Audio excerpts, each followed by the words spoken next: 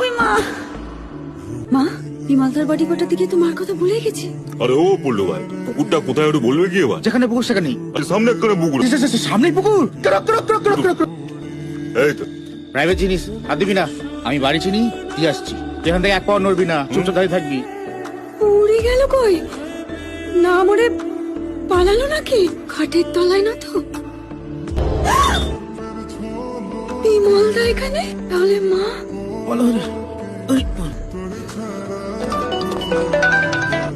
মায়ের দিকে খেয়াল রাখবে। হ্যাঁ, ট্যুর থেকে ফিরে এসে যদি মায়ের শরীর খারাপ করেছে না, তোকে পুলিশে দেবো।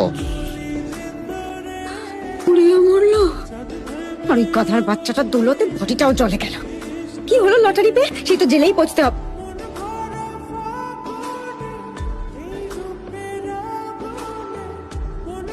লটারিটাও কি চলে গেল নাকি?